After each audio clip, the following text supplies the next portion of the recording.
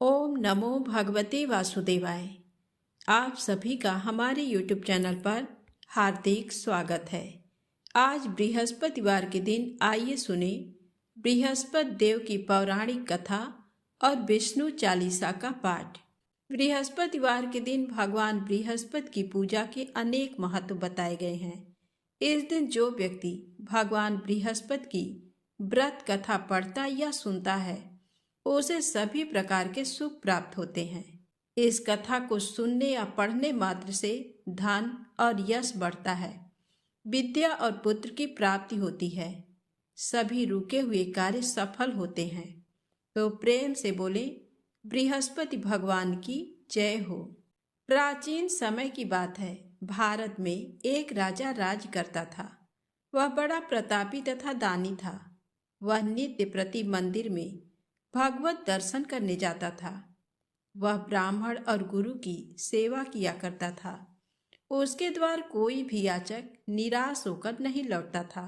वह प्रत्येक गुरुवार को व्रत रखता एवं पूजन करता था, गरीबों की सहायता करता था। परंतु ये सब बातें उसकी रानी को अच्छी नहीं लगती थी। वह न व्रत करती और न किसी को एक भी पैसा दान में देती थी। वह राजा से भी ऐसा करने को मना किया करती थी। एक समय की बात है, राजा शिकार खेलने वन को चले गए। घर पर रानी और दासी थी। उस समय गुरु बृहस्पति साधु का रूप धारण कर राजा के दरवाजे पर भिक्षा मांगने आए। साधु ने रानी से भिक्षा मांगी तो वह कहने लगी, हे साधु महाराज, मैं इस दान और पुण्य से तंग आ गई हूँ। इस कार्य के लिए तो मेरे पतिदेव ही बहुत हैं। अब आप ऐसी कृपा करें कि सारा धन नष्ट हो जाए तथा मैं आराम से रह सकूं। साधु रूपी बृहस्पति देव ने कहा, हे देवी, तुम बड़ी विचित्र हो। संतान और धन से कोई दुखी नहीं होता, इसको सभी चाहते हैं। पापी भी पुत्र और धन की इच्छा करता है। अगर तुम्हारे पास धन अधिक है तो भूखे मनुष्यों को भोजन कराओ, प्याऊ लगवाओ, ब्राह्मणों को दान दो, धर्मशालाएं बनवाओ, कुआं, तालाब, बावड़ी, बाग बगीचे आदि का निर्माण कराओ तथा निर्धनों की कुंवारी कन्याओं का विवाह कराओ, साथ ही यज्ञ आदि करो। इस प्रकार के कर्मों से आपके कुल का और आपका नाम परलोक में भी सार्थक होगा एवं तुम्हें भी स्वर्ग की प्राप्ति होगी। परंतु रानी साधु की इन बातों से खुश नहीं हुई। उसने कहा, हे साधु महाराज, मुझे ऐसे धन की आवश्यकता नहीं जिसको मैं अन्य लोगों को दान देती फिरूं तथा जिसको रखने और संभालने में ही मेरा सारा समय नष्ट हो जाए। साधु ने कहा, हे देवी, यदि तुम्हारी ऐसी ही इच्छा है तो जैसा मैं तुम्हें बताता हूँ तुम वैसा ही करना। बृहस्पतिवार के दिन घर आंगन को गोबर से लीपना, अपने केसों को पीली मिट्टी से धोना, केसों को धोते समय स्नान करना, राजा से कहना वह हजामत करवाए, भोजन में मांस मदिरा खाना, कपड़े धोबी के हाथ धुलने देना। इस प्रकार 7 बृहस्पतिवार करने से तुम्हारा सारा धन नष्ट हो जाएगा। ये कहकर साधु महाराज रूपी बृहस्पति देव अंतर ध्यान हो गए। रानी ने साधु के कहने के अनुसार 7 बृहस्पतिवार तक वैसा ही करने का विचार किया। साधु के बताए अनुसार कार्य करते हुए केवल 3 बृहस्पतिवार ही बीते थे कि उसकी समस्त धन संपत्ति नष्ट हो गई। भोजन के लिए दोनों समय परिवार तरसने लगा तथा सांसारिक भोगों से दुखी रहने लगा। तब राजा रानी से कहने लगा कि हे रानी, तुम यहाँ पर रहो, मैं दूसरे देश को जाता हूँ, क्योंकि यहाँ पर मुझे सभी मनुष्य जानते हैं, इसलिए मैं यहाँ पर कोई काम नहीं कर सकता।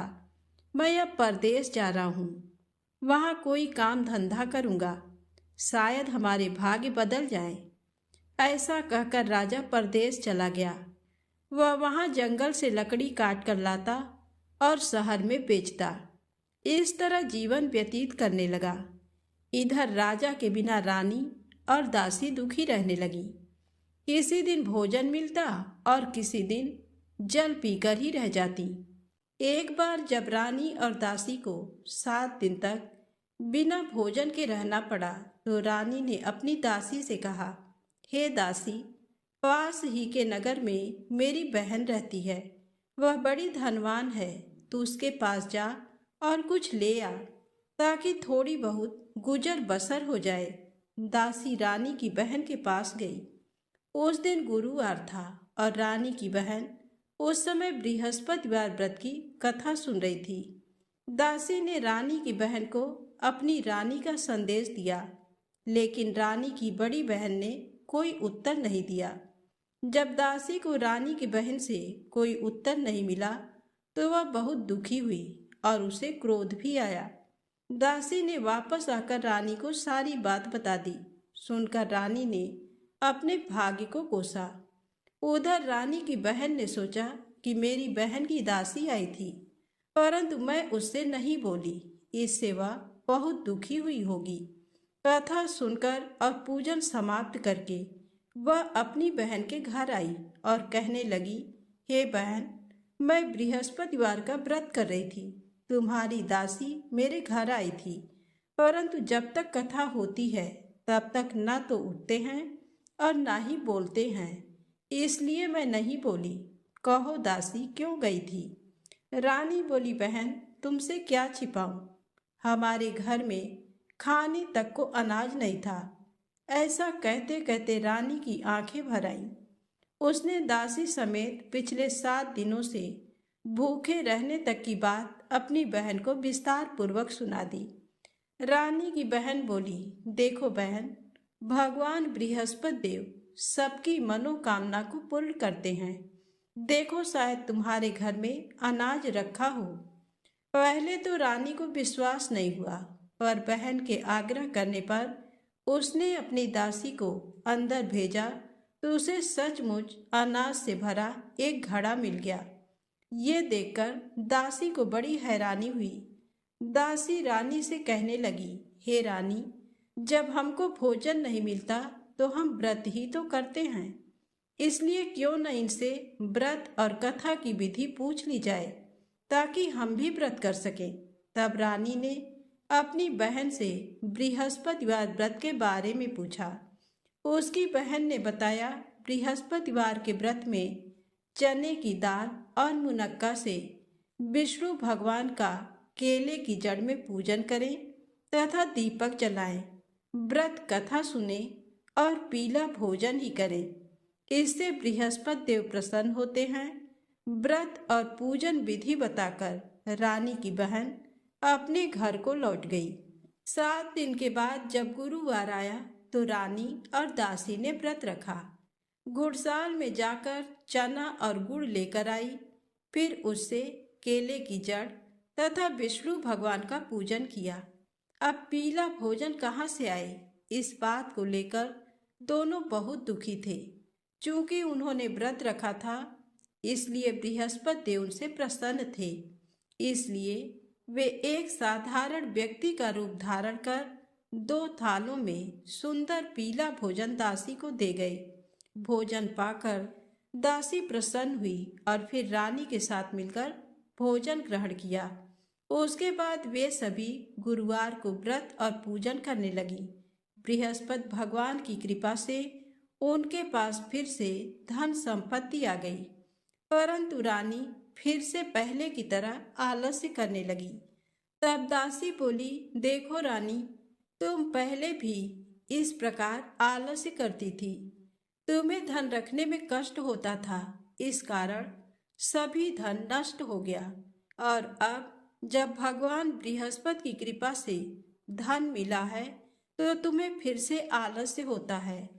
रानी को समझाते हुए दासी कहती है कि बड़ी मुसीबतों के बाद हमने ये धन पाया है, इसलिए हमें दान पुण्य करना चाहिए, भूखे मनुष्यों को भोजन कराना चाहिए और धन को शुभ कार्यों में खर्च करना चाहिए, जिससे तुम्हारे कुल का यश बढ़ेगा, स्वर्ग की प्राप्ति होगी और पितृ प्रसन्न होंगे। दासी की बात मानकर रानी अपना धन शुभ कार्यों में खर्च करने लगी, जिससे पूरे नगर में उसका यश फैलने लगा। एक दिन रानी और दासी दोनों आपस में विचार करने लगी कि न जाने राजा किस दशा में होंगे। उनकी कोई खोज खबर भी नहीं है। उन्होंने श्रद्धा पूर्वक गुरु बृहस्पति भगवान से प्रार्थना की कि राजा जहाँ कहीं भी हो शीघ्र वापस आ जाएं। उधर राजा परदेश में बहुत दुखी रहने लगा। वह प्रतिदिन जंगल से लकड़ी बीनकर लाता और उसे शहर में बेचकर अपने दुखी जीवन को बड़ी कठिनता से व्यतीत करता था। एक दिन दुखी हो अपनी पुरानी बातों को याद करके वह रोने लगा और उदास हो गया। उसी समय राजा के पास बृहस्पति देव साधु के वेश में आकर बोले, हे लकड़हारे, तुम इस सुनसान जंगल में किस चिंता में बैठे हो, मुझे बतलाओ। ये सुन राजा के नेत्रों में जल भर आया। साधु की वंदना कर राजा ने अपनी संपूर्ण कहानी सुना दी। महात्मा दयालु होते हैं। वे राजा से बोले, हे राजा, तुम्हारी पत्नी ने बृहस्पति देव के प्रति अपराध किया था, जिसके कारण तुम्हारी ये दशा हुई। अब तुम किसी प्रकार की चिंता मत करो, भगवान तुम्हें पहले से अधिक धन देंगे। देखो, तुम्हारी पत्नी ने बृहस्पतिवार का व्रत प्रारंभ कर दिया है। अब तुम भी बृहस्पतिवार का व्रत करके चने की दाल व गुड़ जल के लोटे में डालकर केले का पूजन करो। फिर कथा कहो या सुनो, भगवान तुम्हारी सब कामनाओं को पूर्ण करेंगे। साधु की बात सुनकर राजा बोला, हे प्रभु, लकड़ी बेचकर तो इतना पैसा भी नहीं मिलता जिससे भोजन करने के उपरांत कुछ बचा सकूं। मैंने रात्र में अपनी रानी को व्याकुल देखा है। मेरे पास कोई साधन नहीं जिससे इसका समाचार जान सकूं। फिर मैं बृहस्पति देव की क्या कहानी कहूं, ये भी मुझको मालूम नहीं है। साधु ने कहा, हे राजा, मन में बृहस्पति भगवान के पूजन व्रत का निश्चित करो। वे स्वयं तुम्हारे लिए कोई राह बना देंगे। बृहस्पतिवार के दिन तुम रोजाना की तरह लकड़ियां लेकर शहर में जाना। तुम्हें रोज से दुगना धन प्राप्त होगा, जिससे तुम भली भांति भोजन कर लोगे तथा बृहस्पति देव की पूजा का सामान भी आ जाएगा। जो तुमने बृहस्पतिवार की कहानी के बारे में पूछा है वह इस प्रकार है। प्राचीन काल में एक बहुत ही निर्धन ब्राह्मण था। उसके कोई संतान नहीं थी। वह नित्य पूजा पाठ करता। उसकी स्त्री न स्नान करती और न किसी देवता का पूजन करती। इस कारण ब्राह्मण देवता बहुत दुखी रहते थे। भगवान की कृपा से ब्राह्मण के यहाँ एक कन्या उत्पन्न हुई। कन्या बड़ी होने लगी। प्रातः स्नान करके वह भगवान विष्णु का जप करती। बृहस्पतिवार का व्रत भी करने लगी। पूजा पाठ समाप्त कर पाठशाला जाती तो अपनी मुट्ठी में जौ भरकर ले जाती और पाठशाला जाने के मार्ग में डालती जाती। लौटते समय वही जौ स्वर्ण के हो जाते तो उनको बीनकर घर ले आती। एक दिन वह बालिका सूप में उन सोने के जौ को फटक कर साफ कर रही थी कि तभी उसकी माँ ने देख लिया और कहा, हे बेटी, सोने के जौ को फटकने के लिए सोने का सूप भी तो होना चाहिए। दूसरे दिन गुरुवार था। कन्या ने व्रत रखा और बृहस्पति देव से सोने का सूप देने की प्रार्थना की। बृहस्पति देव ने उसकी प्रार्थना स्वीकार कर ली।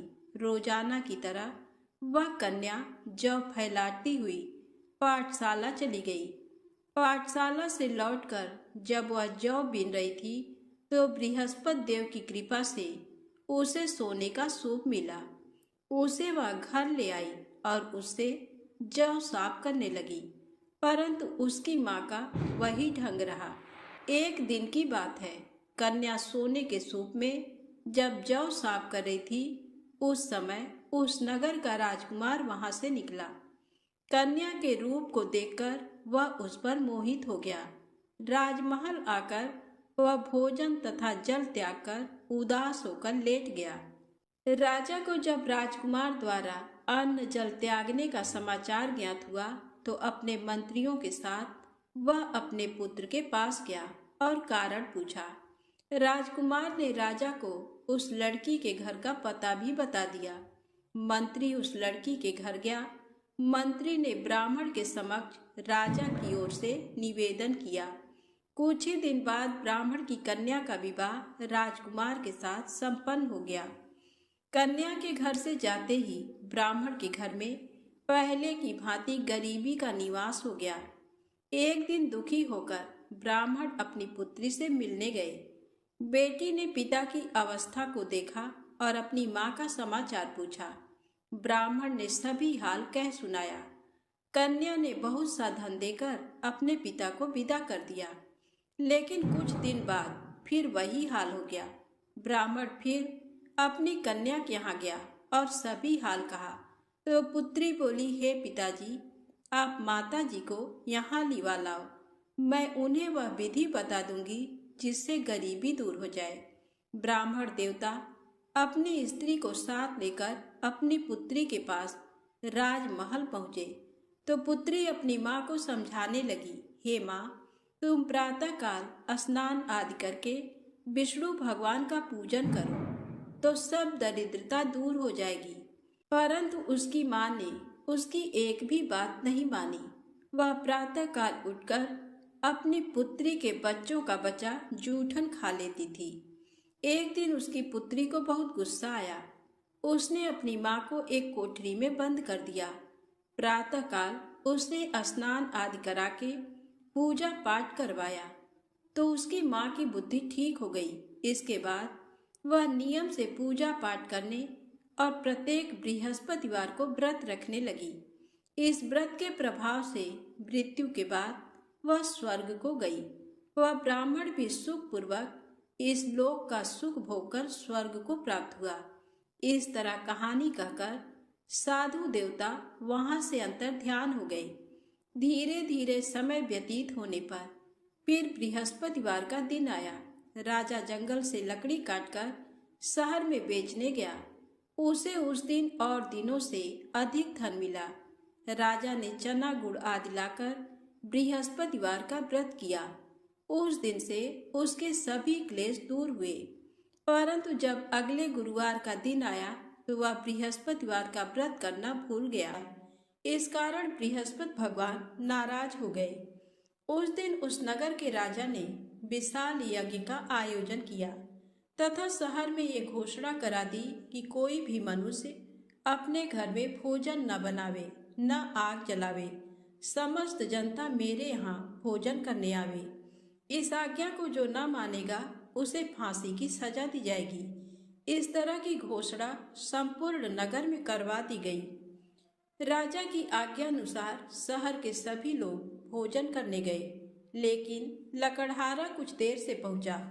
इसलिए राजा उसको अपने साथ घर लिवा गए और ले जाकर भोजन करा रहे थे तो रानी की दृष्टि उस खूंटी पर पड़ी जिस पर उसका हार लटका हुआ था। वह वहां पर दिखाई नहीं दिया। रानी ने निश्चय किया कि मेरा हार इस मनुष्य ने चुरा लिया है। उसी समय सिपाहियों को बुलाकर उसको कारागार में डलवा दिया। जब लकड़हारा कारागार में पड़ गया और बहुत दुखी होकर विचार करने लगा कि न जाने कौन से पूर्व जन्म के कर्म से मुझे ये दुख प्राप्त हुआ, और उसी साधु को याद करने लगा जो कि जंगल में मिला था। उसी समय तत्काल बृहस्पति देव साधु के रूप में प्रकट हुए और उसकी दशा को देखकर कहने लगे, अरे मूर्ख, तूने बृहस्पति देव की कथा नहीं करी, इस कारण तुझे दुख प्राप्त हुआ है। अब चिंता मत कर। बृहस्पतिवार के दिन कारागार के दरवाजे पर 4 पैसे पड़े मिलेंगे। उनसे तू बृहस्पति देव की पूजा करना, तेरे सभी कष्ट दूर हो जाएंगे। बृहस्पति के दिन उसे 4 पैसे मिले। लकड़हारे ने कथा कही। उसी रात्रि को बृहस्पति देव ने उस नगर के राजा को स्वप्न में कहा, हे राजा, तुमने जिस आदमी को कारागार में बंद कर दिया है वह निर्दोष है।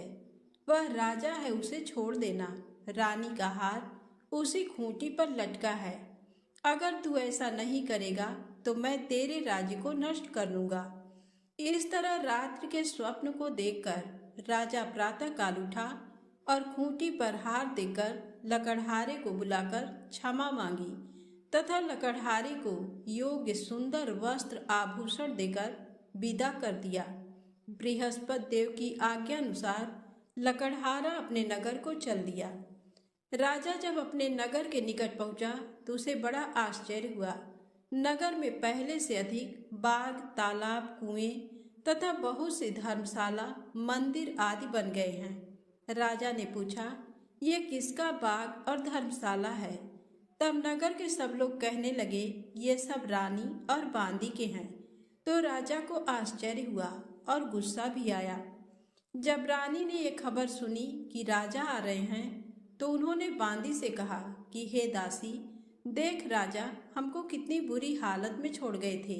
हमारी ऐसी हालत देखकर वह लौट न जाएं, इसलिए तू दरवाजे पर खड़ी हो जा। आज्ञा अनुसार दासी दरवाजे पर खड़ी हो गई। राजा आए तो उन्हें अपने साथ लिवा लाई। तब राजा ने क्रोध करके अपनी रानी से पूछा कि ये धन तुम्हें कैसे प्राप्त हुआ है? तब उन्होंने कहा, हमें ये सब धन बृहस्पति देव के इस व्रत के प्रभाव से प्राप्त हुआ है। राजा ने निश्चय किया कि 7 रोज बाद तो सभी बृहस्पति देव का पूजन करते हैं, परंतु मैं प्रतिदिन दिन में 3 बार कहानी तथा रोज व्रत किया करूँगा। अब हर समय राजा के दुपट्टे में चने की दाल बंधी रहती तथा दिन में 3 बार कहानी कहता। एक रोज राजा ने विचार किया कि चलो अपनी बहन के यहाँ हो आवें। इस तरह निश्चय कर राजा घोड़े पर सवार हो अपनी बहन के यहाँ को चलने लगा। मार्ग में उसने देखा कि कुछ आदमी एक मुर्दे को लिए जा रहे हैं। उन्हें रोककर राजा कहने लगा, अरे भाइयों, मेरी बृहस्पति देव की कथा सुन लो। वे बोले, लो हमारा तो आदमी मर गया है, इसको अपनी कथा की पड़ी है। परंतु कुछ आदमी बोले, अच्छा कहो, हम तुम्हारी कथा भी सुनेंगे। राजा ने दाल निकाली और जब कथा आधी हुई थी कि मुर्दा हिलने लग गया, और जब कथा समाप्त हो गई तो राम राम करके मनुष्य उठकर खड़ा हो गया। आगे मार्ग में उसे एक किसान खेत में हल चलाता मिला। राजा ने उसे देखा और उससे बोले, अरे भैया, तुम मेरी बृहस्पतिवार की कथा सुन लो। किसान बोला, जब तक मैं तेरी कथा सुनूंगा तब तक 4 हरैया जोत लूंगा। जाए अपनी कथा किसी और को सुनाना। इस तरह राजा आगे चलने लगा। राजा के हटते ही बैल पछाड़ खाकर गिर गए तथा किसान के पेट में बड़ी जोर का दर्द होने लगा। उस समय उसकी माँ रोटी लेकर आई। उसने जब ये देखा तो अपने पुत्र से सब हाल पूछा और बेटे ने सभी हाल कह दिया। तो बुढ़िया दौड़ी दौड़ी उस घुड़सवार के पास गई और उससे बोली कि मैं तेरी कथा सुनूंगी, तू अपनी कथा मेरे खेत पर चलकर ही कहना। राजा ने बुढ़िया के खेत पर जाकर कथा कही, जिसके सुनते ही वह बैल उठ खड़े हुए तथा किसान के पेट का दर्द भी बंद हो गया। राजा अपनी बहन के घर पहुंचा। बहन ने भाई की खूब मेहमानी की। दूसरे रोज प्रातःकाल राजा जगा तो वह देखने लगा कि सब लोग भोजन कर रहे हैं। राजा ने अपनी बहन से कहा, ऐसा कोई मनुष्य है जिसने भोजन नहीं किया हो? मेरी बृहस्पतिवार की कथा सुन ले।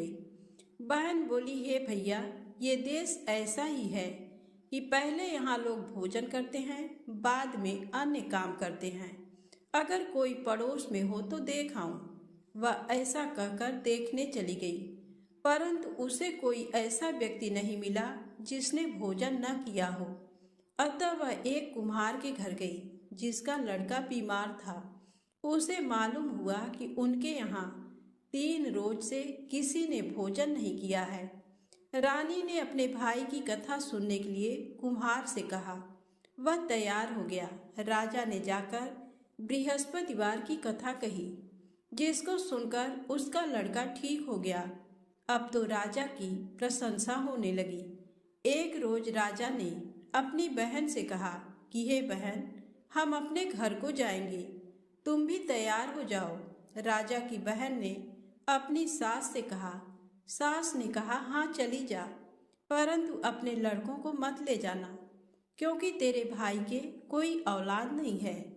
बहन ने अपने भैया से कहा, हे भैया, मैं तो चलूंगी, पर कोई बालक नहीं जाएगा। राजा बोला, जब कोई बालक नहीं चलेगा तब तुम ही क्या करोगी। बड़े दुखी मन से राजा अपने नगर को लौट आया। राजा ने अपनी रानी से कहा, हम निर्वंशी हैं, हमारा मुंह देखने का धर्म नहीं है और कुछ भोजन आदि नहीं किया। रानी बोली, हे प्रभु, बृहस्पति देव ने हमें सब कुछ दिया है, वह हमें औलाद अवश्य देंगे।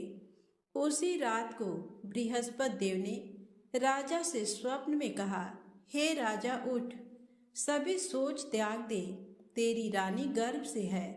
राजा को ये बात सुनकर बड़ी खुशी हुई। 9वें महीने में उसके गर्भ से एक सुंदर पुत्र पैदा हुआ। तब राजा बोला, हे रानी, स्त्री बिना भोजन के रह सकती है, पर बिना कहे नहीं रह सकती। जब मेरी बहन आवे तुम मुझसे कुछ कहना मत। रानी ने सुनकर हाँ कर दिया। जब राजा की बहन ने ये शुभ समाचार सुना तो वह बहुत खुश हुई तथा बधाई लेकर अपने भाई के यहाँ आई। तभी रानी ने कहा, घोड़ा चढ़कर तो नहीं आई, गधा चढ़ी आई। राजा की बहन बोली, भाभी, मैं इस प्रकार न कहती तो तुम्हें औलाद कैसे मिलती। बृहस्पति देव ऐसे ही हैं, जैसी जिसके मन में कामनाएं हैं सभी को पूर्ण करते हैं। जो सद्भावना पूर्वक बृहस्पतिवार का व्रत करता है एवं कथा पढ़ता है अथवा सुनता है, दूसरों को सुनाता है, बृहस्पति देव उसकी सभी मनोकामना पूर्ण करते हैं। प्रेम से बोलें, बृहस्पति भगवान की जय हो। अब आइए सुने विष्णु चालीसा पाठ। विष्णु सुनिए विनय, सेवक की चितलाय, कीरत कुछ वर्णन करूं, दीजय ज्ञान बताए। नमो विष्णु भगवान खरारी, कष्ट न सामन अखिल बिहारी। प्रबल जगत में शक्ति तुम्हारी, त्रिभुवन फैल रही उजियारी। सुंदर रूप मनोहर सूरत, सरल स्वभाव मोहनी मूरत। तन पर पीतांबर अति सोहत, बैजंती माला मन मोहत। शंख चक्र कर गदा बिराजे, देखत दैत्य असुर दल भाजे। सत्य धर्म मद लोभ न गाजे, काम क्रोध मद लोभ न छाजे। संत भक्त सज्जन मन रंजन, धनुजय असुर दुष्टन दल गंजन। सुख उपजाय कष्ट सब भंजन, दोष मिटाय करत जन सज्जन। पाप काट भव सिंधु उतारण, कष्ट नाश कर भक्त उबारण। करत अनेक रूप प्रभु धारण, केवल आप भक्ति के कारण। धरणी धेनु बन तुम ही पुकारा, तब तुम रूप राम का धारा। भार उतार असुर दल मारा, रावण आदिक को संहारा। आप वराह रूप बनाया, हिरण्याक्ष को मार गिराया।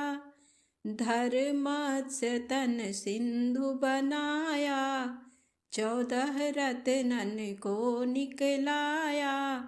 अमिलख असुरन द्वंद मचाया, रूप मोहनी आप दिखाया। देवन को अमृत पान कराया, असुरन को छवि से बहलाया। कुर्म रूप धर सिंधु मझाया, मंदराचल गिरि तुरत उठाया, शंकर का तुम फंद छुड़ाया। भस्मासुर को रूप दिखाया, वेदन को जब असुर डुबाया। कर प्रबंध उन्हें ढूढ़वाया, मोहित बन कर खलहि नचाया। उस ही कर से भस्म कराया, असुर जलंधर अति बलदाई। शंकर से उनकी न लड़ाई, हार पार शिव सकल बनाई। कीन सती से छल खल जाई, सुमिरन कीन तुम्हें शिवरानी। बतलाई सब विपत कहानी, तब तुम बने मुनीश्वर ज्ञानी। वृंदा की सब सुरति भुलानी, देखत तीन धनुज शैतानी। वृंदा आय तुम्हें लपटानी, हो इस पर धर्म क्षति मानी। हना असुर उर शिव शैतानी, तुमने ध्रुव प्रहलाद उबारे। हिरणाकुश आदिक खल मारे, गणिका और अजामिल तारे। बहुत भक्त भव सिंधु उतारे, हरहु सकल संताप हमारे। कृपा करहु हरि सिर जनहारे, देखहु मैं निज दरस तुम्हारे। दीन बंधु भक्तन हितकारे, चाहत आपका सेवक दर्शन। करहु दया अपनी मधुसूदन, जानू नहीं योग्य जप पूजन। होय यज्ञ ये स्तुति अनुमोदन, शील दया संतोष सुलक्षण। विदित नहीं व्रत बोध विलक्षण, करहु आपका किस विधि पूजन। कुमति बिलोक होत दुख भीषण, करहु प्रणाम कौन विधि सुमिरन।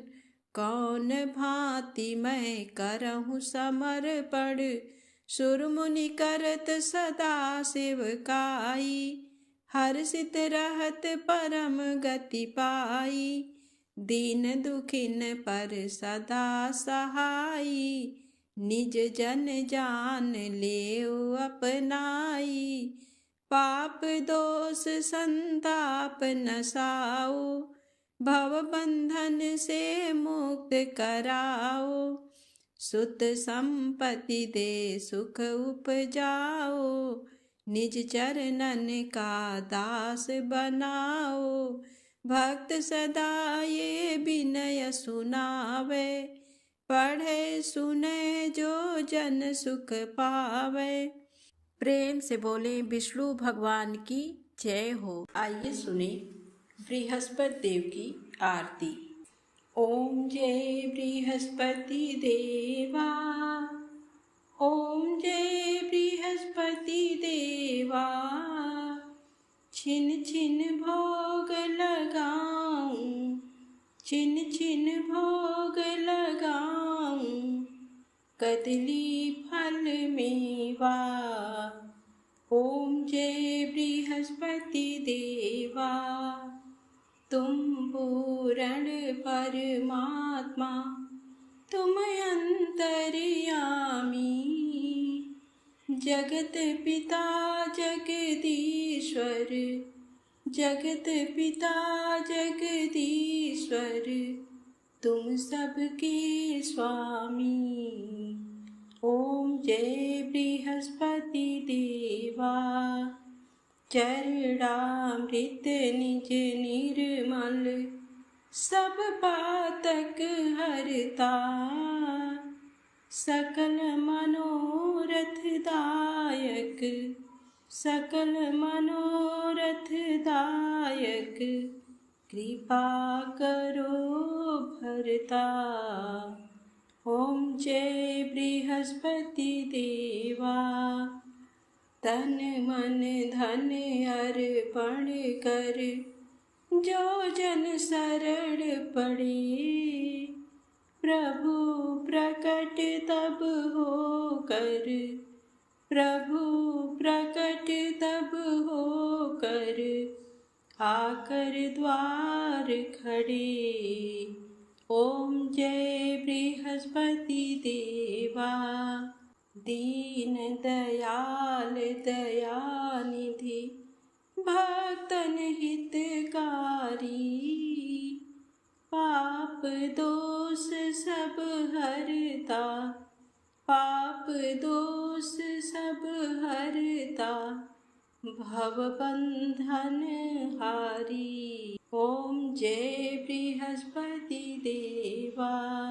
सकल मनोरथ दायक, सब संशय हारो।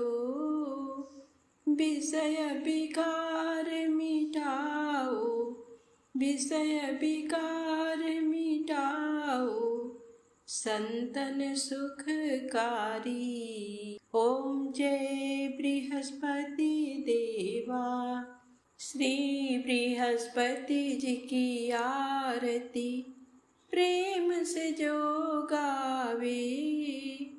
सुख संपत्ति धन वैभव, सुख संपत्ति धन वैभव, सो निश्चय पावे। ओम जय बृहस्पति देवा। प्रेम से बोले विष्णु भगवान की जय, बृहस्पति देव भगवान की जय।